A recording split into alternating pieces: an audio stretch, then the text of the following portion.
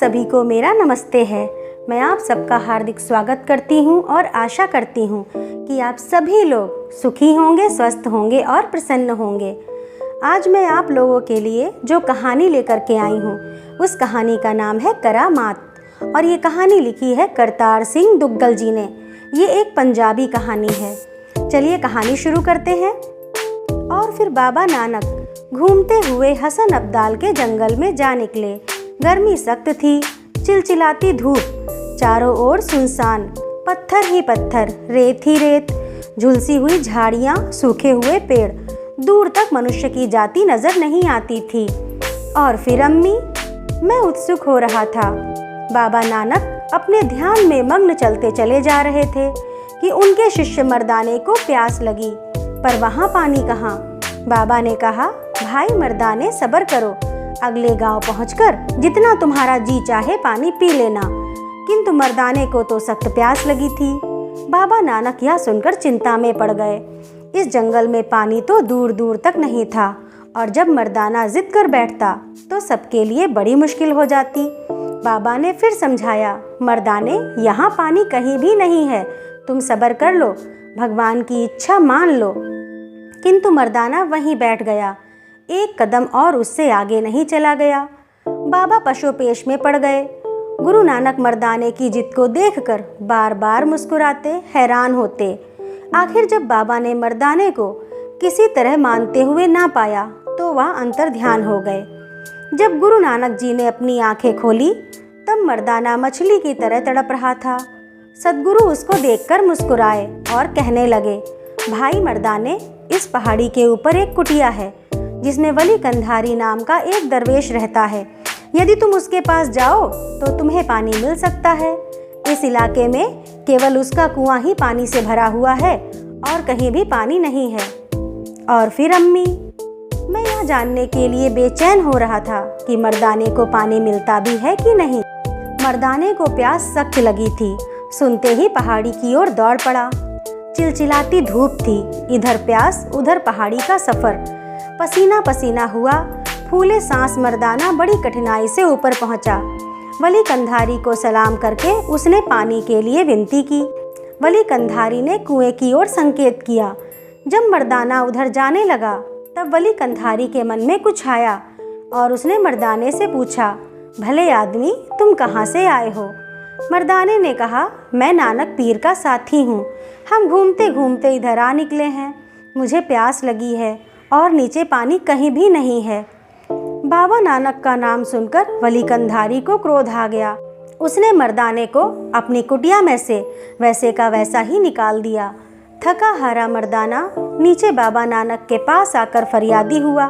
बाबा ने उससे सारी कहानी सुनी और मुस्कुरा दिए। मर्दाना, तुम एक बार फिर जाओ। बाबा नानक ने मर्दाना को सलाह दी, इस बार तुम नम्रता से जाना, कहना, मैं नानक दरवेश का साथी हूँ। मर्दाना को प्यास सख्त लगी हुई थी और पानी कहीं और था नहीं। कुड़ता हुआ, बड़बड़ाता हुआ वह फिर ऊपर की ओर चल दिया, किंतु पानी वली कंधारी ने फिर ना दिया। मैं एक काफिर के साथी को चुल्लू भर भी पानी नहीं दूंगा। वली कंधारी ने मर्दाने को फिर वैसे का वैसा ही लौटा दिया। जब मर्दाना इस बार नीचे आया तो उसका बुरा हाल था।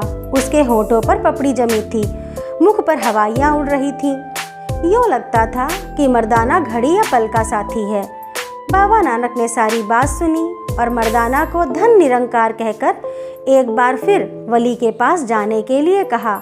हुक्म का बंधा मर्दाना चल दिया, लेकिन उसको पता था कि उसकी जान रास्ते में ही कहीं निकल जाएगी। मर्दाना तीसरी बार पहाड़ी की चोटी पर वली कंधारी के चरणों में जा गिरा, किंतु क्रोध में जल रहे फकीर ने उसकी विनती को इस बार भी ठुकरा दिया। नानक अपने आप को पीर कहलवाता है और अपने मुरीद को पानी का एक घूंट भी नहीं पिला सकता। वली कंधारी ने लाख लाख ताने दिए। मर्दाना इस बार जब नीचे आया, प्यास से निर्बल होकर बाबा नानक के चरणों में वह बेहोश हो गया।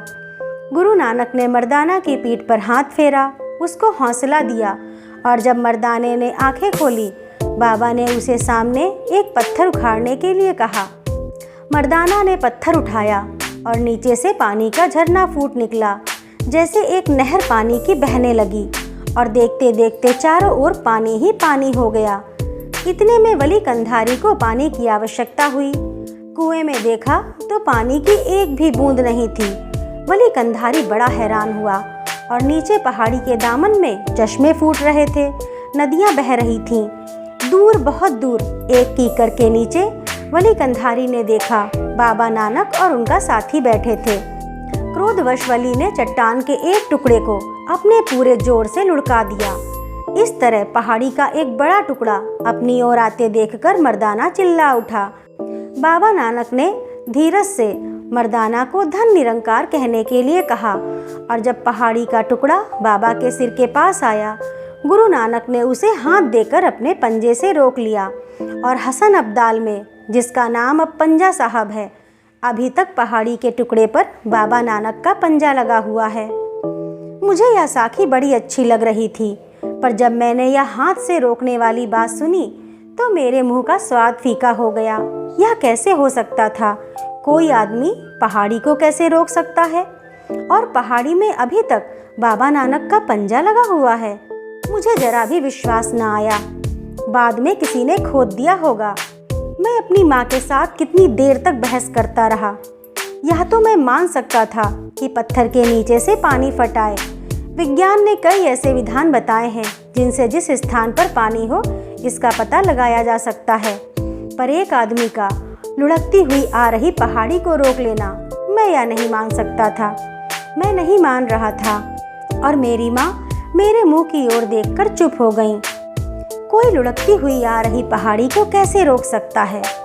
मुझे जब भी इस साखी का ख्याल आता, एक फीकी सी हंसी मैं हंस देता। फिर कई बार यह साखी गुरुद्वारे में सुनाई गई, किंतु पहाड़ी को पंजा से रोकने वाली बात पर मैं हमेशा सिर मारता रहा। यह बात मैं नहीं मान सकता था। एक बार यह साखी हमारे स्कूल में सुनाई गई। पहाड़ी को पंजा के साथ रोकने वाले भाग पर मैं अपने अध्यापक के साथ विवाद करने लगा। करने वाले लोगों के लिए कोई बात कठिन नहीं, हमारे अध्यापक ने कहा, और फिर मुझे चुप करवा दिया। मैं चुप तो हो गया था, परंतु मुझे विश्वास नहीं हुआ। आखिर पहाड़ी को कोई कैसे रोक सकता है? मेरा जी चाहता मैं जोर जोर से पुकारूं। बहुत दिन नहीं गुजरे थे कि हमने सुना पंजा साहब में साका हो गया है। उन दिनों साके बहुत होते थे। जब भी कोई साका होता मैं समझ लेता आज हमारे घर में खाना नहीं पकेगा और रात को नीचे फर्श पर सोना होगा। लेकिन यह साका होता क्या है यह मुझे नहीं पता था। हमारा गांव पंजा साहब से कोई ज़्यादा दूर नहीं था। जब इस साके की सूचना आई, मेरी माँ पंजा साहब चल दी। साथ में मैं था और मुझसे छोटी मेरी बहन थी। पंजा साहब के सारे रास्ते मेरी माँ लगातार रोती रही। उसकी आंखें एक पल के लिए भी नहीं सूखीं। हम हैरान थे, यह साका होता क्या है? और जब पंजा साहब पहुँचे, हमने एक अजीब कहानी सुनी। दूर कहीं एक शहर में फिरंगियों ने निहत्थे हिंदुस्तानियों पर गोली चलाकर कई लोगों को मार दिया था। मरने वालों में नौजवान भी थे, बूढ़े भी थे, औरतें भी थीं और बच्चे भी थे। और जो बाकी बच गए उनको गाड़ी में बंद करके किसी दूसरे शहर के जेल में भेजा जा रहा था। कैदी भूखे थे, प्यासे थे और हुक्म यह था कि गाड़ी को रास्ते में कहीं भी ठहराया नहीं जाएगा। जब यह खबर पंजा साहब पहुंची, जिस किसी ने भी इस बात को सुना, उन लोगों के दिलों में आग लग गई। पंजा साहब, जहां बाबा नानक ने खुद मर्दाना की प्यास बुझाई थी, उस शहर से गाड़ी की गाड़ी प्यासों की गुजर जाए, भूखों की गुजर जाए, यह कैसे हो सकता था? और फैसला हुआ कि गाड़ी को रोका जाएगा। स्टेशन मास्टर को अर्जी दी गई, टेलीफोन हुए, तार गए, पर फिरंगी का हुक्म था गाड़ी रास्ते में कहीं भी रोकी नहीं जाएगी। और गाड़ी में कौन थे? आज़ादी के परवाने, देशभक्त हिंदी जो भूखे थे। उनके लिए पानी का कोई प्रबंध नहीं था, उनके लिए रोटी का कोई इंतज़ाम नहीं था। गाड़ी को पंजा साहब में नहीं रुकना था, लेकिन पंजा साहब के लोगों का यह फैसला अटल था कि गाड़ी को अवश्य रोक लेना है। और शहरवासियों ने स्टेशन पर रोटियों के, खीर के, पूड़ी के और दाल के ढेर लगा दिए। पर गाड़ी तो एक आंधी की तरह आएगी और तूफान की तरह निकल जाएगी, उसको कैसे रोका जाए? और मेरी माँ की सहेली ने हमें बताया, उस जगह पटरी पर पहले वह लेटे, मेरे बच्चों के पिता, फिर उनके साथ उनके और साथी लेट गए।